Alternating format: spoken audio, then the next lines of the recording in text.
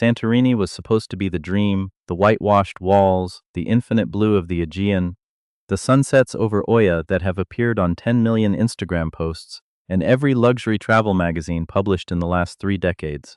For most of the world, Santorini was not just a destination, it was a promise, a symbol of something worth working toward, worth saving for, worth crossing an ocean to see. But something has changed quietly, measurably, and with a speed that surprises even the people who live there. The tourists are still coming, for now, but the ones who matter, the repeat visitors, the long-stay travelers, the honeymooners who used to return on anniversaries, the architects and writers and photographers who once called this island a second home, they are leaving. And in many cases, they are not coming back. If you have watched the patterns we document on this channel, you already know what this sounds like. It sounds familiar. It sounds like the beginning of something that cannot be undone. Subscribe, because what we track here at Empire Falls, the slow departure of everything that once made a place worth reaching for, is the kind of story that mainstream media will not cover until it is already over. The question is not whether Santorini is in decline. The evidence for that is already piling up in empty hotel lobbies, closed restaurants, and the quiet confessions of people who have built their lives on this island. The real question is why. And the answer, when you trace it carefully, tells you something much larger than the story of one Greek island. It tells you something about the entire model of mass tourism that the 20th century built and the 21st century is now beginning to break. So let us start not with the decline but with the myth. Because to understand how far Santorini has fallen, you have to first understand how high it once stood. There was a photograph taken from the caldera cliffs of Oya sometime in the late 1970s. In it, you can count fewer than a dozen people watching the sunset from the white stone ledges above the sea. The village is quiet, the donkey paths are clear. A single fisherman is visible on the water below. The island at that moment was known to a small community of European artists, Greek intellectuals, and a handful of wealthy Athenians who took the ferry from Piraeus for the summer. It had no international airport capable of receiving wide-body jets. It had almost no luxury hotels by modern definition. What it had was something rarer and far more fragile atmosphere, the kind that cannot be manufactured and cannot survive without limits. That atmosphere is what launched Santorini into the global stratosphere. Slowly at first, then rapidly after budget airlines began serving Fira in the 1990s, and then in an almost vertical trajectory after Instagram arrived and turned the caldera view into perhaps the most shared travel image in the history of the internet. Between 2010 and 2019, tourist arrivals to Santorini grew by more than 140%. The island welcomed roughly 3.4 million visitors in 2018, a jaw-dropping figure for a volcanic rock, with a permanent population of approximately 15,000 people. That is more than 200 tourists arriving for every single resident. For a while, it worked. The money was extraordinary. A cave suite in Oya was charging 1,500 euros a night and turning away bookings 6 months in advance. The cruise ships anchored in the caldera daily, sometimes 8 or 10 at once, and disgorged thousands of day trippers who crowded every alley between 10 a.m. and 5 p.m. Before sailing away at dusk, local families who had farmed tomatoes and fished for 3 generations were suddenly sitting on property worth millions of euros. The Greek government, perpetually starved of revenue after the 2008 financial crisis, watched Santorini and the broader Aegean island circuit become one of the few parts of the economy that was genuinely growing. It was by every surface measure a success story. The kind of story that gets turned into a Harvard Business School case study about destination marketing and economic development. But underneath the prosperity, a different set of numbers was accumulating, and those numbers told a very different story. The first crack appeared not in the visitor statistics, but in the water table. Santorini is a volcanic island with almost no natural fresh water. For decades, the island managed its water through a combination of rainwater cisterns, desalination plants, and tanker ships from the mainland. As visitor numbers exploded, the water infrastructure, which had never been designed for this volume, began straining visibly. By the mid-2010s, local reports documented desalination plants running at maximum capacity for 8 months of the year. Hotels were quietly importing water by tanker at costs that were eating into margins that should have been historic highs. A former hotel manager in Immerovigli, someone who had worked on the island since the 1990s, described the situation bluntly. We were selling the most expensive rooms in Greece, and we were genuinely worried about whether we could fill a bathtub. That is not a detail. That is a warning sign, and it was the first of many. The second crack was visible to anyone who walked the footpath from Fira to Oya on a summer morning between 2015 and 2019. That path, a 1.0 kilometers trail along the Caldera Rim that had once been one of the most contemplative walks in Europe, had become something closer to a parade route. At peak hours, it was so congested with tourists, some in inappropriate footwear, some in formal photography gear, most holding phones aloft, that the word contemplative ceased to apply in any meaningful sense. Greek travel journalists began writing cautiously at first about the destruction of the very atmosphere that had made Santorini valuable in the first place. There is a term that academics who study destination economics use for this phenomenon, the tourist trap feedback loop. A destination becomes famous for an experience. Mass tourism arrives to access that experience. The mass tourism destroys the conditions that created the experience. The destination continues to market an experience that no longer exists, and then, in what feels sudden but is actually a slow-motion collapse, years in the making, the visitors who had the discernment to recognize the difference begin to leave.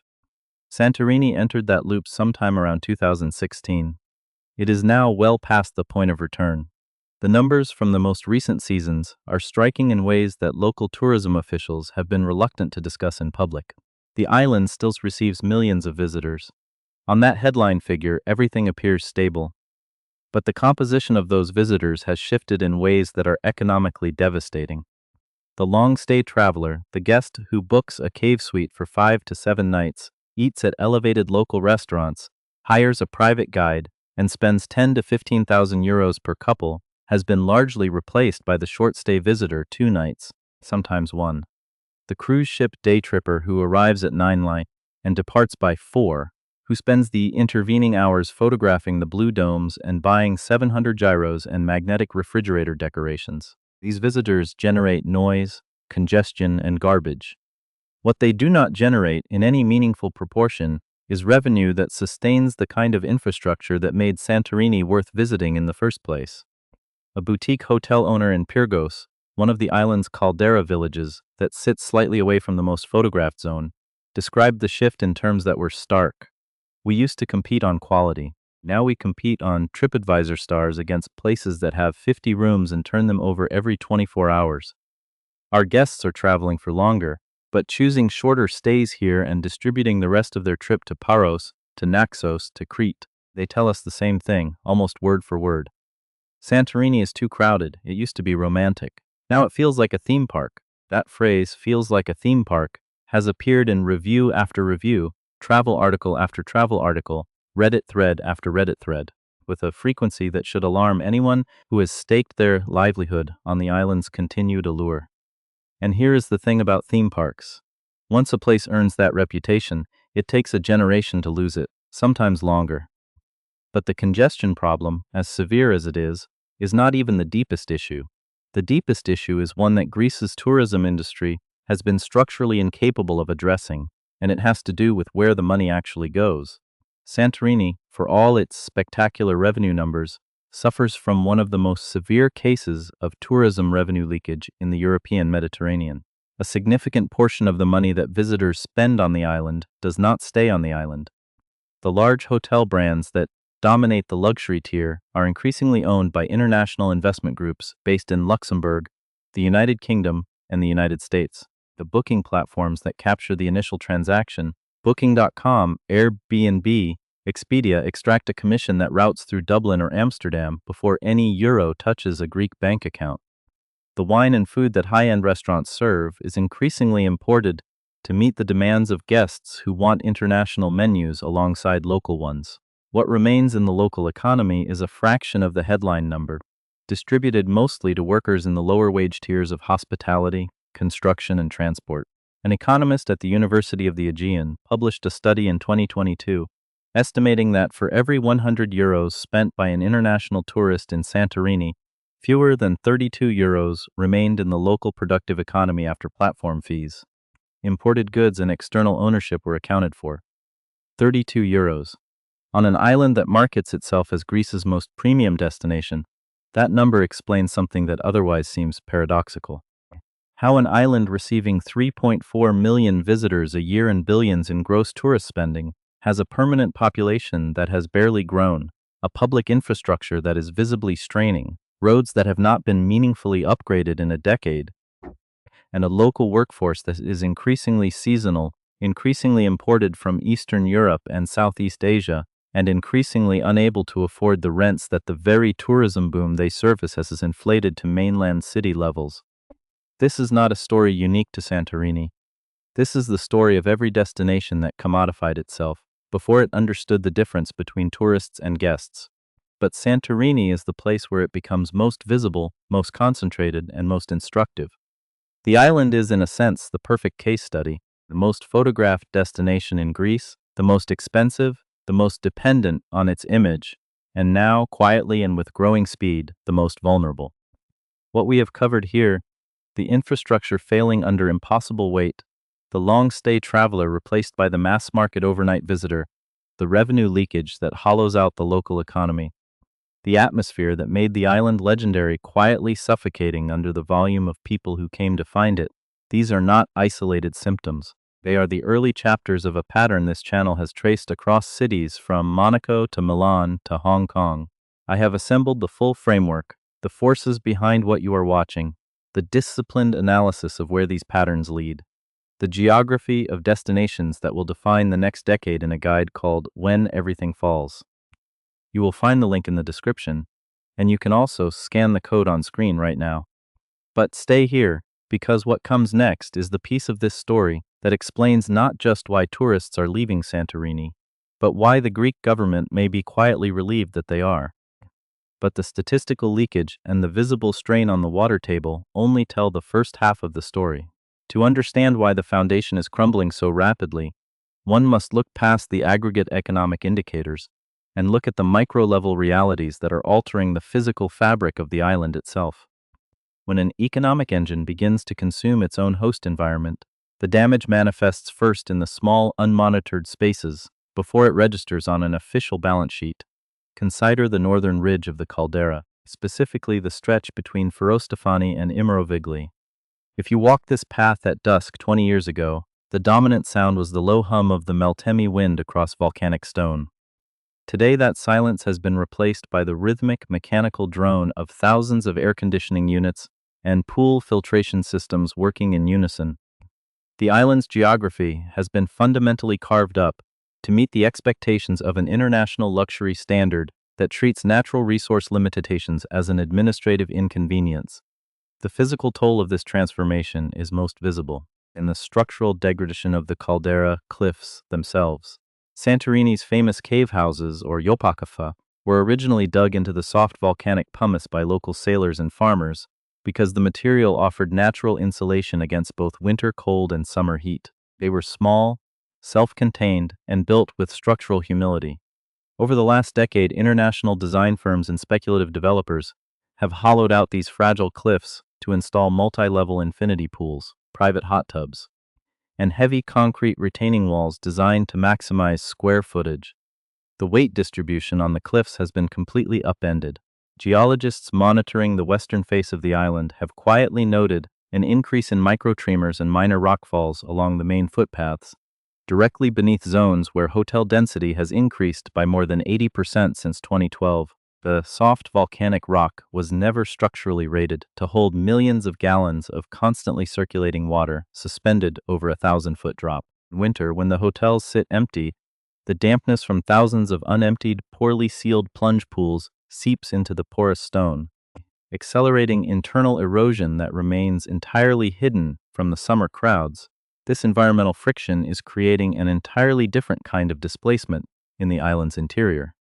While the global marketing focus remains fixed entirely on the coastal rim, the structural collapse is actually accelerating in the central plains and southern valleys like Megalochori and Emporio. Here, the traditional agricultural economy is not simply declining. It is being actively systematically erased. For over a century, Santorini's agricultural survival depended on a highly specialized relationship with the arid climate. The island's volcanic soils, rich in ash and pumice, retains nocturnal humidity from the sea fog, allowing unique crops to grow without artificial irrigation. The most famous of these is the Assyrtiko grape, alongside the distinct local cherry tomato and white eggplant. But agriculture requires land, and in a hyper-commodified tourism economy, land is valued strictly by its potential yield per night in short-term rentals. Between 2014 and 2024, the total surface area dedicated to vineyards on Santorini decreased by an estimated 35%. Agricultural plots that had been passed down through generations are routinely rezoned for commercial development, where ancient low-lying basket vines, woven by hand to protect the grapes from fierce Aegean winds, once covered the landscape. There are now gravel parking lots for quad bikes, storage depots for linen rental companies, and prefabricated staff housing compounds hidden behind cheap corrugated metal fences. The loss of these vineyards does more than destroy a historic wine culture, it fundamentally alters the island's microclimate. The removal of vegetation creates localized heat islands. Agronomists tracking the Central Plains have recorded average summer ground temperatures that are 2.4 degrees Celsius higher than they were in the early 2000s. This heat island effect dries out the morning fog before the remaining vines can absorb the moisture, triggering a cascade failure in crop yields. The older generation of vintners is dying out, and their children face a choice that requires no deliberation: continue a labor-intensive agricultural tradition that nets a few €1,000 a year, or sell a 2-acre plot to a foreign investment fund for €1.8 million. The consequence is a landscape defined by sharp, unnatural contrasts. Step a few meters behind the immaculate whitewashed facade of a 5-star hotel in Oya, and you find yourself looking into a chaotic industrial backyard. The narrow interior roads are choked with flatbed trucks delivering imported bottled water, diesel generators idling outside boutique hotels, whose electrical grids cannot handle the peak summer load, and industrial waste bins overflowing with construction debris. This brings us to the internal mechanics of the island's hospitality labor market, where the systemic rot is perhaps most acute. Mainstream coverage frequently laments the labor shortage plaguing Mediterranean resorts, framing it as a cultural shift or a lack of willingness to work.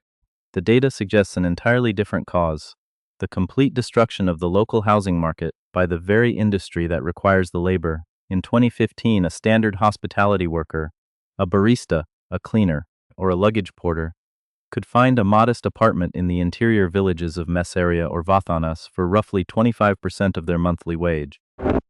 By 2024, the explosion of short-term rental platforms had converted nearly every available long-term rental property into tourist accommodation. Today, more than 70% of the island's domestic housing stock is listed on international vacation rental apps. The result is a brutal mathematical impossibility for the people who make the island function. The average monthly wage for a seasonal hospitality worker on Santorini hovers around €1,200. The average cost of a one-bedroom apartment in the interior is now €900. To solve this friction, large resort operators have resorted to creating what can only be described as subterranean labor colonies.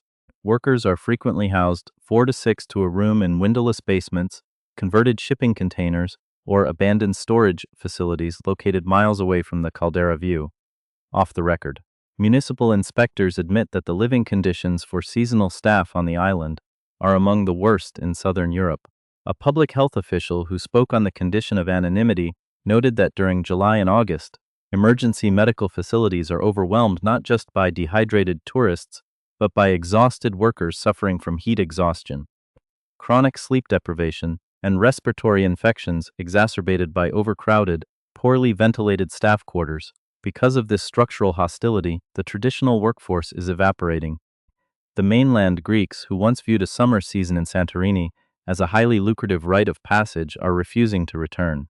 They are being replaced by increasingly precarious networks of third-country nationals imported on short-term visas from South Asia and Eastern Europe.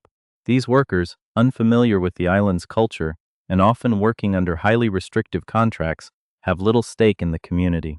The high-touch, authentic Greek hospitality that once justified the premium prices of the 1990s has been replaced by a transaction that is cold, exhausted, and industrial. The physical evidence of this worker exodus is visible if you look closely at the businesses that cater to local life. Walk through the back streets of Fira during the peak season, and you will notice handwritten signs on the doors of traditional bakeries, cobblers, and hardware stores. They do not announce closures due to retirement. They announce closures because they can no longer find or afford staff, or because their landlords have declined to renew their commercial leases in favor of souvenir shops selling imported linen shirts and plastic evil eye bracelets. The entire island is being systematically hollowed out, leaving behind a thin, fragile crust of luxury that relies entirely on a crumbling foundation of imported labor, imported water, and imported food. It is a system built on maximum extraction and zero reinvestment, an economic model that mistakes the rapid consumption of a natural resource for sustainable financial growth. When you look at Santorini from the water at night, the lights of the Caldera hotels look like a brilliant, continuous jewel across the cliffside. But from inside the system, looking out through the data, those lights look less like a monument to prosperity and more like the burning filament of a bulb that has been forced to carry far too much voltage for far too long.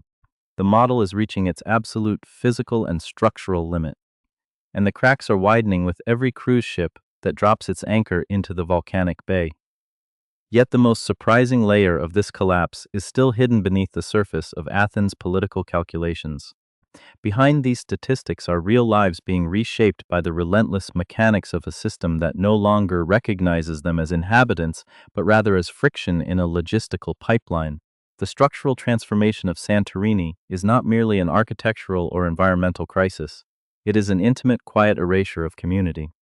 The families who survived the devastating earthquake of 1956, who rebuilt the villages of Oya and Fira with their own hands when the island was completely impoverished, are finding that the current economic boom is far more exclusionary than poverty ever was.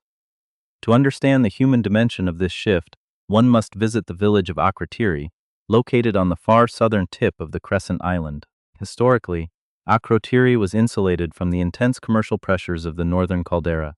It was a place of quiet goat paths, dry stone walls, and multi-generational family compounds.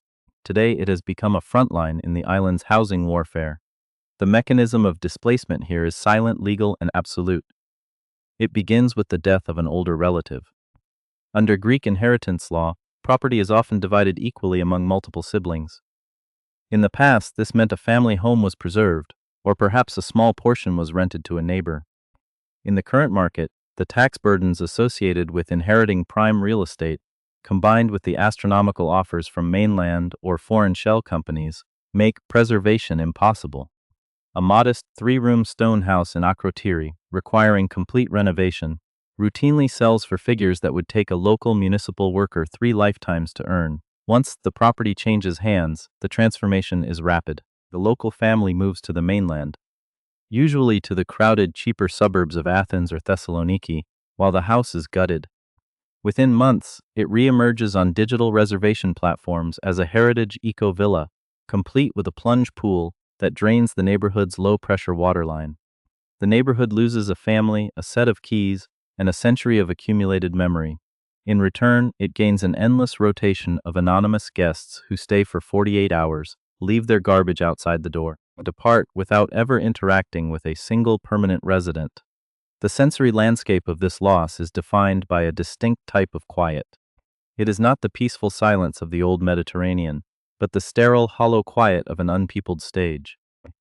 In the midwinter months, when the direct flights cease and the luxury hotels lock their heavy iron gates, villages like Imirovigli become literal ghost towns. Walk through the narrow alleys in January, and there are no lights in the windows. There is no smoke rising from chimneys. The local grocery stores are boarded up until April. Even the stray cats, historically fed by the community, wander through abandoned terrace restaurants, looking for scraps that are no longer there. The permanent population has not merely stabilized, it has intellectually and socially uncoupled from the geography. The island's public schools offer the most concrete evidence of this demographic winter. In the early 2000s, classrooms were filled with local children whose surnames matched the names on the old family tombs in the cemetery. Today, school administrators report a severe, steady decline in enrollment numbers for permanent residence children. The young families who should be forming the civic core of the island cannot afford to stay. If a school teacher or a police officer is stationed on Santorini by the central government in Athens, They frequently refuse the assignment or resign within months because their government stipend cannot cover the cost of a rented room. This creates a systemic paradox where the state infrastructure responsible for maintaining order, health, and education is actively breaking down precisely because the destination has become too wealthy. The local hospital relies on a revolving door of temporary exhausted doctors flown in for short stints from the mainland, living in subsidized hotel basements because there is no stable housing available for public servants. The administrative apparatus of the island is being run by a class of people who are themselves transient, treating Santorini not as a home to be protected, but as an adversarial environment to be endured. Further down the social hierarchy are the invisible armies of migrant workers who keep the pristine white walls looking flawless. Every morning at 4 a.m., before the first cruise ship appears on the horizon, hundreds of workers from Bangladesh, Pakistan, and Albania quietly descend upon the caldera paths. They carry heavy sacks of laundry, commercial grease traps, and industrial cleaners down thousands of steep, uneven stone steps.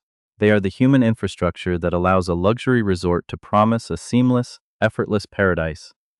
Their relationship with the island is entirely transactional and devoid of the romanticism marketed to the West. They live under a regime of hyper-surveillance, their movements restricted by long working hours and the physical isolation of their compounds. Because the island's infrastructure is so severely strained, these worker dormitories are frequently subject to unannounced water shutoffs and rolling electrical blackouts, as municipal authorities prioritize the luxury grid of the caldera over the industrial interior.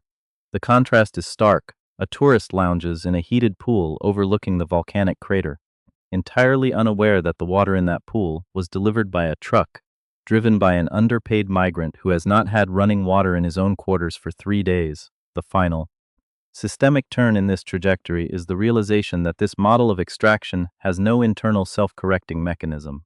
Mass tourism, by its very nature, operates like a resource mining operation.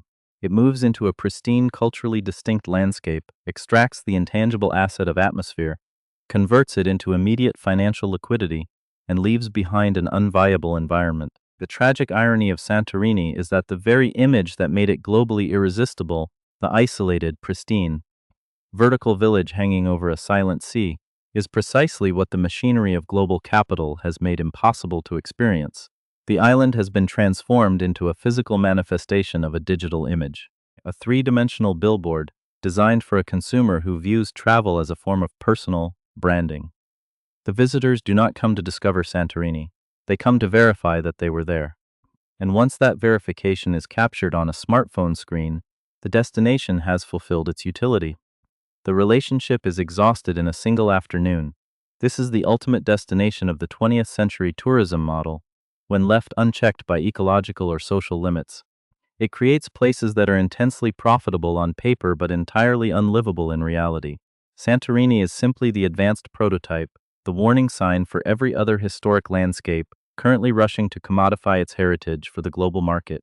As the sun sets over Oya on a late summer evening, the crowd gathered along the old castle walls still swells to thousands. They stand shoulder to shoulder, holding their devices aloft, waiting for the exact moment the orange disk slips below the horizon of the Aegean. When it happens, a strange, artificial applause ripples through the mass of people. A collective cheer for a natural phenomenon that has been successfully consumed and recorded. But if you turn away from the view and look down into the shadowed alleys behind the crowd, the reality of the island reveals itself. The lines of empty tables at traditional tavernas that have priced out their regulars, the handwritten signs on shuttered properties, the low, persistent rumble of diesel tankers idling in the dark below, pumping mainland water into the insatiable resorts. The spectacle is complete, but the host is gone. Santorini remains suspended above the sea, a brilliant, whitewashed monument to an empire of consumption, waiting for the morning when the final boat departs, and the silence that returns is no longer the peace of an island, but the quiet of an empty room.